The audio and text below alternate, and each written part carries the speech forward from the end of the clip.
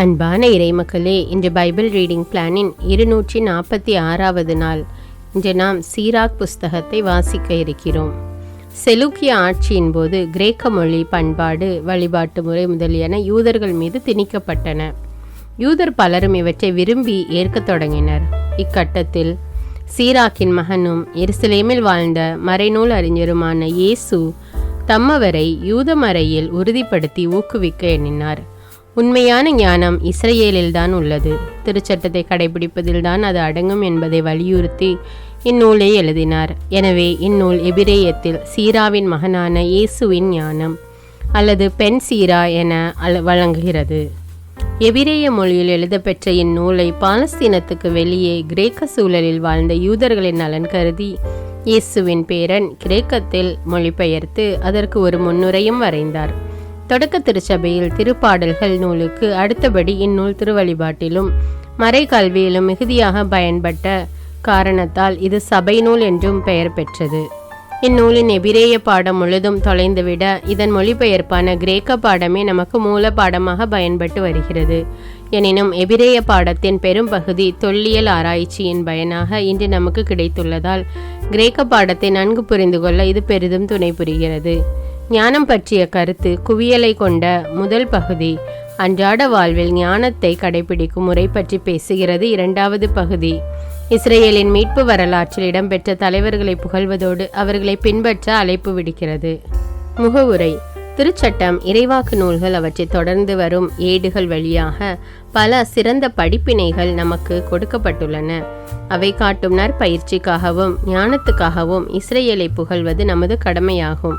அந்நூல்களை படிப்போர் அவற்றை புரிந்து கொண்டால் மட்டும் போதாது, கல்வியில் நாட்டம் கொண்டோர் என்னும் முறையில் தங்கள் பேச்சாலும் எழுத்தாலும் மற்றவர்களுக்கு உதவி செய்யவும் வேண்டும். எனவே என் பாட்டனாராகிய இயேசு திருச்சட்டம், இறைவாக்கு நூல்கள், நம் மூதாதையர் எழுதிய மற்ற ஏடுகள் ஆகியவற்றை ஆழ்ந்து கற்பதில் ஆர்வம் காட்டினார். அவற்றில் நன்கு தேர்ச்சி பெற்ற பின் நற்பயிற்சி, ஞானம் பற்றி அவரே எழுதலானார். இவ்வாறு அவர் எழுதியவற்றின் துணை கொண்டு கல்வியில் நாட்டம் கொண்டோர் திருச்சட்டத்திற்கு ஏற்ப வாழ்வதில் பெரும் முன்னேற்றம் காண்பர். எனவே நீங்கள் இந்நூலை நன்மனத்தோடும் கவனத்தோடும் படிக்குமாறு வேண்டுகிறேன். நான் மிகுந்த கருத்துடன் இந்த மொழிபெயர்ப்பை செய்திருந்தாலும் சில சொற்றொடர்கள் சற்று பிழைப்பட மொழிபெயர்த்திருக்க கூடும். அதற்காக என்னை பொறுத்து கொள்ளுங்கள். ஏனெனில் மூலமொழியாகிய எபிரேயத்தில் சொல்லப்பட்டதை பிறிதொரு மொழியில் பெயர்த்து எழுதுகின்ற பொழுது அது முதல் நூல் பொருளை உணர்த்துவதில்லை. இந்த நூலுக்கு மட்டுமன்று, திருச்சட்டம், இறைவாக்கு நூல்கள், மற்ற ஏடுகள் ஆகிய எல்லாவற்றுக்குமே இது பொருந்தும். இவற்றின் பொருள் மூலமொழியில் பெருமளவில் மாறுபடுகிறது. மன்னர் யூர்கெத்தின் ஆட்சியின் 38ஆம் ஆண்டில் நான் எகிப்துக்கு சென்று அங்கு சிறிது காலம் தங்கியிருந்தேன். அப்பொழுது மிகுதியாக கற்றுக்கொள்வதற்கு உகந்த வாய்ப்பு எனக்கு கிடைத்தது. எனவே நானே பெரும் முயற்சி எடுத்து உழைத்து இந்த நூலை மொழிபெயர்ப்பது முதன்மையான தேவை என்று உணர்ந்தேன். அப்போது மிகுந்த கருத்தோடும் திறமையோடும் செயல் புரிந்து அப்பணியை முடித்தேன். இவ்வாறு வெளிநாடுகளில் வாழ்ந்து வருபவருள் படிப்பினை மீது நாட்டம் கொள்வோரும் திருச்சட்டத்தின்படி வாழ்வதற்கான நற்பயிற்சியில் ஈடுபடுவோரும் பயனடையும் பொருட்டு அதை வெளியிட்டுள்ளேன். இன்று நாம் சீராக் நூலிலிருந்து அதிகாரம் 1 முதல் 4 வரை வாசித்து அறிய இருக்கிறோம். சீராக் அதிகாரம் 1. ஞானம் வழங்கும் நன்னெறி. ஞானத்தின் ஊற்று. ஞானமெல்லாம் ஆண்டவரிடமிருந்து வருகின்றது, அது என்றும் அவரோடு இருக்கின்றது. கடல் மணலையோ மழை துளியையோ முடிவில்லா காலத்தையோ யாரே கணக்கிடுவர்? வான்வெளியின் உயரத்தையோ நில உலகின் அகலத்தையோ ஆழ்கடலையோ ஞானத்தையோ யாரே தேடி காண்பர்? எல்லாவற்றுக்கும் முன்னர் ஞானமே உண்டாக்கப்பட்டது. கூர்மதி கொண்ட அறிவு திறன் என்றென்றும் உள்ளது. உயர்வானில் உள்ள கடவுளின் வாக்கே ஞானத்தின் ஊற்று. என்றுமுள்ள கட்டளைகளே அதை அடையும் வழிகள். ஞானத்தின் ஆணிவேர் யாருக்கு வெளியிடப்பட்டது? அதன் நுணுக்கங்களை அறிந்தவர் எவர்? ஞானத்தின் அறிவாற்றல் யாருக்கு தெளிவாக்கப்பட்டது? அதன் பரந்த பட்டறிவை புரிந்து கொண்டவர் யார்? ஆண்டவர் ஒருவரே ஞானி ஆவார். தம் அரியணையில் வீற்றிருக்கும் அவர் பெரிதும் அச்சத்திற்குரியவர். அவரே ஞானத்தை படைத்தவர், அதனை கண்டு கணக்கிட்டவர். தம் வேலைப்பாடுகளை எல்லாம் அதனால் நிரப்பியவர். தம் ஈகைக்கு ஏற்ப எல்லா உயிர்களுக்கும் அவரே அதை கொடுத்துள்ளார். தம் மீது அன்பு கூறுவோருக்கு அதை வாரி வழங்கியுள்ளார். இறையச்சம். ஆண்டவரிடம் கொள்ளும் அச்சமே மாட்சியும் பெருமையும் ஆகும். அதுவே மகிழ்ச்சியும் அக்களிப்பின் மணிமுடியும் ஆகும். ஆண்டவரிடம் கொள்ளும் அச்சமே உள்ளத்தை இன்புறுத்துகிறது. மகிழ்வையும் அக்களிப்பையும் நீடிய ஆயுளையும் வழங்குகிறது. ஆண்டவரிடம் அச்சம் கொள்வோரது முடிவு மகிழ்ச்சிக்கு உரியதாய் அமையும். அவர்கள் இறக்கும் நாளில் ஆசி பெறுவார்கள். ஆண்டவரிடம் அச்சம் கொள்ளுதலே ஞானத்தின் தொடக்கம். அது இறைப்பற்றுள்ளோருக்கு தாய் வயிற்றில் இருக்கும் பொழுதே வழங்கப் பெறுகிறது. ஞானம் மனித நடுவில் முடிவில்லாத அடித்தளத்தை அமைத்துள்ளது. அவர்களுடைய வழிமரபினரிடையே நீங்காது நிலைத்திருக்கும். ஆண்டவரிடம் அச்சம் கொள்ளுதலே ஞானத்தின் நிறைவு. அது தன் கனிகளால் மனிதருக்கு களிப்பூட்டுகிறது. அது அவர்களின் இல்லம் முழுவதையும் விரும்பத்தக்க நலன்களால் நிரப்பிவிடும். தன் விளைச்சலால் அவர்களின் களஞ்சியங்களை நிறைத்திடும். ஆண்டவரிடம் கொள்ளும் அச்சமே ஞானத்தின் மணிமுடி. அது அமைதியை பொழிந்து உடல் நலனை குளிக்க செய்கிறது. ஆண்டவரே அதனை கண்டு கணக்கிட்டார். அறிவாற்றலையும் நுண்ணறிவையும் மனிதருக்கு மழையென பொழிந்திட்டார். அதை உறுதியாய் பற்றி கொண்டோரை மாட்சியால் உயர்த்திட்டார். ஆண்டவரிடம் அச்சம் கொள்ளுதலே ஞானத்தின் ஆணிவேர். அதன் கிளைகள் நீடிய வாழ்நாள்கள். ஆண்டவரிடம் கொள்ளும் அச்சம் பாவங்களை விரட்டி விடுகிறது. அது இருக்கும்போது சினத்தை எல்லாம் அகற்றி விடுகிறது.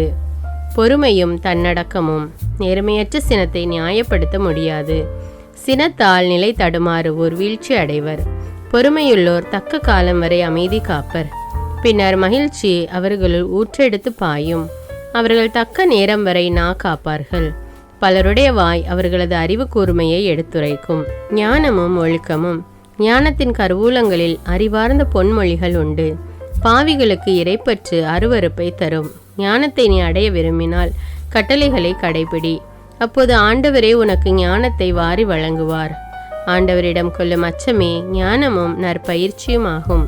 பற்றுறுதியும் பணிவும் அவருக்கு மகிழ்ச்சி தரும். ஆண்டவரிடம் கொள்ளும் அச்சத்தை புறக்கணியாதே. பிளவுபட்ட உள்ளத்தோடு அவரிடம் செல்லாதே. மனிதர் முன் வெளிவேடம் போட வேண்டாம். நாவடக்கம் கொள். நீ வீழ்ச்சியுறாதவாறு செருக்கு கொள்ளாதே. உன்மீதே மானக்கேட்டை வருவித்து கொள்ளாதே. ஆண்டவருக்கு நீ அஞ்சி நடவாததாலும் உன் உள்ளத்தில் கள்ளம் நிறைந்திருந்ததாலும் ஆண்டவர் உன் மறைவான எண்ணங்களை வெளிப்படுத்துவார். சபையார் எல்லார் முன்னிலையில் உன்னை தாழ்த்துவார். சீராக் அதிகாரம் 2. ஆண்டவரிடம் பற்றுறுதி. குழந்தாய், ஆண்டவருக்கு பணிபுரிய நீ முன்வந்தால் சோதனைகளை எதிர்கொள்ள முன்னேற்பாடு செய்து கொள். உள்ளத்தில் உண்மை உள்ளவனாயிரு. உறுதியாக இரு. துன்ப வேளையில் பதற்றமுடன் செயலாற்றாதே. ஆண்டவரை சிக்கென பிடித்துக்கொள். அவரை விட்டு விலகி செல்லாதே. உன் வாழ்க்கையின் முடிவில் வளமை அடைவாய். என்ன நேர்ந்தாலும் ஏற்றுக்கொள். இழிவு வரும்போது பொறுமையாயிரு. நெருப்பில் பொன் புடமிடப்படுகிறது. ஏற்புடைய மனிதர் மானக்கேடு எனும் உலையில் சோதித்து பார்க்கப்படுகின்றனர். ஆண்டவரிடம் பற்றுறுதி கொள். அவர் உனக்கு துணை செய்வார். உன் வழிகளை சீர்படுத்து. அவரிடம் நம்பிக்கை கொள். ஆண்டவருக்கு அஞ்சுவோரே, அவரிடம் இரக்கத்துக்காக காத்திருங்கள். நெறி பிறழாதீர்கள். பிறழ்ந்தால் வீழ்ச்சி அடைவீர்கள். ஆண்டவருக்கு அஞ்சுவோரே, அவரிடம் நம்பிக்கை கொள்ளுங்கள். உங்களுக்கு கைமாறு கிடைக்காமல் போகாது. ஆண்டவருக்கு அஞ்சுவோரே, நல்லவை மீது நம்பிக்கை கொள்ளுங்கள். நிலையான மகிழ்ச்சியையும் இரக்கத்தையும் எதிர்நோக்கி இருங்கள். முந்தைய தலைமுறைகளை எண்ணி பாருங்கள். ஆண்டவரிடம் பற்றுறுதி கொண்டிருந்தோருள் ஏமாற்றம் அடைந்தவர் யார்? அவருக்கு அஞ்சு நடந்தோருள் கைவிடப்பட்டவர் யார்? அவரை மன்றாடினோருள் புறக்கணிக்கப்பட்டவர் யார்? ஆண்டவர் பரிவும் இரக்கமும் உள்ளவர். பாவங்களை மன்னிப்பவர். துன்ப வேளையில் காப்பாற்றுகிறவர். கோழை நெஞ்சத்தவருக்கும் ஆற்றலற்ற கையருக்கும் இரட்டை வேடமிடும் பாவிகளுக்கும் ஐயோ கேடு வரும். உறுதியற்ற உள்ளத்தவருக்கும் ஐயோ கேடு வரும். ஏனெனில் அவர்கள் பற்றுறுதி கொள்ளவில்லை. எனவே அவர்களுக்கு பாதுகாப்பு இராது. தளர்ச்சி அடைந்தோரே, உங்களுக்கு ஐயோ கேடு வரும். ஆண்டவர் உங்களை சந்திக்க வரும்போது என்ன செய்வீர்கள்? ஆண்டவருக்கு அஞ்சுவோர் அவருடைய சொற்களை கடைபிடிப்பர். அவர் மீது அன்பு செலுத்துவோர் அவர் தம் வழிகளை பின்பற்றுவர். ஆண்டவருக்கு அஞ்சுவோர் அவர் தம் விருப்பத்தையே தேடுவர். அவரிடம் அன்பு பாராட்டுவோர் அவர் தம் திருச்சட்டத்தில் நிறைவு அடைவர். ஆண்டவருக்கு அஞ்சுவோர் முன்னேற்பாடாயிருப்பர். அவர் திருமுன் தங்களை தாழ்த்தி கொள்வர். ஆண்டவரின் கைகளில் நாம் விழுவோம். மனிதரின் கைகளில் விழமாட்டோம். ஏனெனில் அவரது பெருமையை போன்று அவர் தம் இரக்கமும் சிறந்தது என அவர்கள் சொல்லிக் கொள்வார்கள். சீராக் அதிகாரம் 3. பெற்றோர் பால் கடமை. குழந்தைகளே, உங்கள் தந்தையாகி எனக்கு செவிசாயுங்கள். நான் கூறுவதன்படி செயல்படுங்கள். அப்பொழுது காப்பாற்றப்படுவீர்கள். பிள்ளைகளை விட தந்தையரை ஆண்டவர் மிகுதியாக மேன்மைப்படுத்தியுள்ளார். பிள்ளைகள் மீது அன்னையருக்குள்ள உரிமைகளை உறுதிப்படுத்தியுள்ளார். தந்தையரை மதிப்போர் பாவங்களுக்கு கழுவாய் தேடிக்கொள்கின்றனர். அன்னையரை மேன்மைப்படுத்துவோர் செல்வம் திரட்டி வைப்போருக்கு ஒப்பாவர். தந்தையரை மதிப்போருக்கு தங்கள் பிள்ளைகளால் மகிழ்ச்சி கிட்டும். அவர்களுடைய மன்றாட்டு கேட்கப்படும். தந்தையரை மேன்மைப்படுத்துவோர் நீடு வாழ்வர். ஆண்டவருக்கு பணிந்து நடப்போர் தங்கள் அன்னையருக்கு மதிப்பு அளிப்பர். தலைவர்கள் கீழ் பணியாளர்கள் போல் அவர்கள் தங்கள் பெற்றோருக்கு பணி செய்வார்கள். சொல்லாலும் செயலாலும் உங்கள் பெற்றோரை மதியுங்கள். அப்பொழுது உங்களுக்கு ஆண்டவரின் ஆசி கிடைக்கும். தந்தையின் ஆசி பிள்ளைகளின் குடும்பங்களை நிலைநாட்டும். தாயின் சாபம் அவற்றை வேரோடு பெயர்ந்தெரித்து விடும். உங்கள் தந்தையரை அவமதிப்பதில் பெருமை கொள்ளாதீர்கள். உங்கள் தந்தையரின் சிறுமை உங்களுக்கு பெருமையாகாது. தந்தை மதிக்க பெற்றால் அது பிள்ளைகளுக்கு பெருமை. தாய்க்கு இழிவு ஏற்பட்டால் அது பிள்ளைகளுக்கு சிறுமை. குழந்தாய், உன் தந்தையின் முதுமையில் அவருக்கு உதவு. அவரது வாழ்நாள் எல்லாம் அவர் உள்ளத்தை புண்படுத்தாதே. அவரது அறிவாற்றல் குறைந்தாலும் பொறுமையை கடைபிடி. நீ இளமை மிடுக்கில் இருப்பதால் அவரை இகழாதே. தந்தைக்கு காட்டும் பரிவு மறக்கப்படாது. அது உன் பாவங்களுக்கு கழுவாயாக விளங்கும். உன் துன்ப நாளில் கடவுள் உன்னை நினைவு கூறுவார். பகலவனை கண்ட பனி போல் உன் பாவங்கள் மறைந்தொழியும். தந்தையரை கைவிடுவோர் கடவுளை பழிப்பவர் போல்வர். அன்னையருக்கு சினமூட்டுவோர் ஆண்டவரால் சபிக்கப்படுவர். தாழ்ச்சி. குழந்தாய், நீ செய்வது அனைத்தையும் பணிவோடு செய். அவ்வாறாயின் கடவுளுக்கு உகந்தோர் உனக்கு அன்பு காட்டுவர். நீ பெரியவனாய் இருக்கும் அளவுக்கு பணிந்து நட. அப்போது ஆண்டவர் முன்னிலையில் உனக்கு பரிவு கிட்டும். உயர்ந்தோர் புகழ் பெற்றோர் பலர் உள்ளனர். ஆயினும் எளியோருக்குத்தான் ஆண்டவர் தம் மறைபொருளை வெளிப்படுத்துகிறார். ஆண்டவரின் ஆற்றல் பெரிது. ஆயினும் தாழ்ந்தோரால் அவர் மாட்சி பெறுகின்றார். உனக்கு மிகவும் கடினமாக இருப்பவற்றை தேடாதே. உன் ஆற்றலுக்கு மிஞ்சியதை ஆராயாதே. உனக்கு கட்டளையிடப்பட்டவை பற்றி எண்ணிப்பார். ஏனெனில் மறைந்துள்ளவை பற்றி நீ ஆராய வேண்டியதில்லை. உனக்கு அப்பாற்பட்ட செயல்களில் தலையிடாதே. ஏனெனில் உனக்கு காட்டப்பட்டவையே மனித அறிவுக்கு எட்டாதவை. மாந்தரின் இருமாப்பு பலரை நெறிபிரள செய்திருக்கிறது. தவறான கணிப்புகள் தீர்ப்புகளை உறுதிப்படுத்தியுள்ளன. கண் இல்லையேல் பார்க்க முடியாது. அறிவு இல்லையேல் அது இருப்பதாக காட்டிக்கொள்ளாதே. செருக்கு. பிடிவாதம் கொண்டோர் இறுதியில் தீமைக்கு உள்ளாவர். கேட்டினை விரும்புவோர் அதனால் அழிவர். அடங்கா மனத்தோர் தொல்லைகளால் அழுத்தப்படுவர். பாவிகள் பாவத்தை பெருக்குவர். இருமாப்பு கொண்டோரின் நோய்க்கு மருந்து இல்லை. ஏனெனில் தீமை அவர்களுள் வேரூன்றி விட்டது. நுண்ணறிவாளர் உவமைகளை புரிந்து கொள்வர். ஞானிகள் கேட்டறியும் ஆவல் மிக்கவர்கள். ஏழைகளுக்கு இரங்கல். எரியும் நெருப்பை தண்ணீர் அவிக்கும். தர்மம் செய்தல் பாவங்களை கழுவி போக்கும். நன்மை செய்தோருக்கே நன்மை செய்வோர் தங்களது எதிர்காலத்தை எண்ணி செயல்படுகின்றனர். தங்களது வீழ்ச்சி காலத்தில் அவர்கள் உதவி பெறுவர். சீராக் அதிகாரம் 4. தங்களது வீழ்ச்சி காலத்தில் அவர்கள் உதவி பெறுவர். குழந்தாய், ஏழைகளின் வயிற்றில் அடிக்காதே. கையேந்தி நிற்போரை காத்திருக்க வைக்காதே. பசித்திருப்போரை வாட்டி வதைக்காதே. வறுமையில் உழல்வோரை எரிச்சல் ஊட்டாதே. உள்ளமுடைந்தோருக்கு துயரங்களை கூட்டாதே. வறுமையில் உழல்வோருக்கு காலம் தாழ்த்தாமல் உதவி செய். துன்புறுவோரின் வேண்டுதலை தள்ளிவிடாதே. ஏழையரிடமிருந்து உன் முகத்தை திருப்பிக் கொள்ளாதே. உன்னிடம் உதவி வேண்டுவோரிடமிருந்து உன் கண்களை திருப்பிக் கொள்ளாதே. உன்னை சபித்திட யாருக்கும் வாய்ப்பு அளிக்காதே. ஏழைகள் கசப்புணர்வினால் உன்னை சபித்தால் அவர்களை படைத்தவர் அவர்களுடைய வேண்டுதலுக்கு செவிசாய்ப்பார். மக்களின் அன்புக்கு உரியவனாயிரு. பெரியோர்களுக்கு தலைவணங்கு. ஏழைகளுக்கு செவிசாய். அவர்களுக்கு அமைதியாக கனிவோடு பதில் சொல்.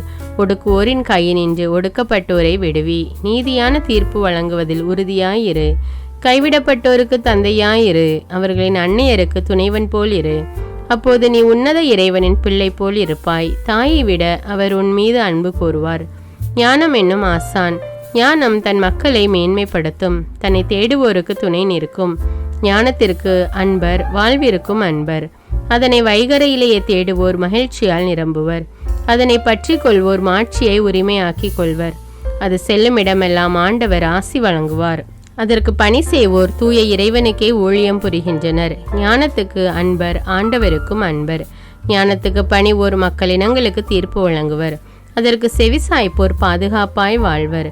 ஞானத்தை நம்புவோர் அதனை உரிமையாக்கி கொள்வர். அவர்களுடைய வழிமரபினரும் அதை உடைமையாக்கி கொள்வர். முதலில் அவர்களை அது கோணல் வழியில் அழைத்து செல்லும்.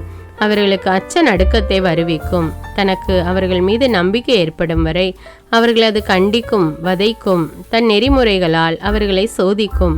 அது மீண்டும் அவர்களிடமே வந்து அவர்களை மகிழ்விக்கும். அவர்களுக்கு தன் இரகசியங்களை வெளிப்படுத்தும்.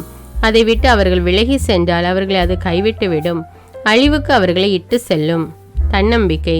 தக்க நேரம் பார், தீமையை குறித்து விழிப்பாயிரு. உன்னை பற்றியே நாணம் அடையாதே. ஒரு வகை நாணம் பாவத்திற்கு இட்டு செல்லும், மற்றொரு வகை நாணம் ஆட்சியையும் அருளையும் தரும். பாகுபாடு காட்டி உனக்கே கேடு வருவித்துக் கொள்ளாதே. பணிவின் பெயரால் வீழ்ச்சி அடையாதே. பேச வேண்டிய நேரத்தில் பேசாமல் இருந்து விடாதே. ஞானம் பேச்சில் புலப்படும், நற்பயிற்சி வாய்மொழியால் வெளிப்படும். உண்மைக்கு மாறாக பேசாதே. உன் அறியாமைக்காக நாணம் கொள். உன் பாவங்களை அறிக்கையிட வெட்கப்படாதே. ஆற்றின் நீரோட்டத்தை தடை செய்ய முயலாதே. மூடருக்கு அடிபணியாதே. வலியோருக்கு பாகுபாடு காட்டாதே. இறக்கும் வரை உண்மைக்காக போராடு. கடவுளாகிய ஆண்டவர் உனக்காக போரிடுவார். பேச்சில் துடுக்காயிராதே. செயலில் சோம்பலாகவும் ஈடுபாடின்றியும் இராதே. வீட்டில் சிங்கம் போல் இராதே. பணியாளர் முன் கோழையாயிராதே. பெறுவதற்காக மட்டும் கைகளை விரித்து வைத்திராதே. கொடுக்கும் நேரத்திலோ உன் கைகளை மூடிக்கொள்ளாதே.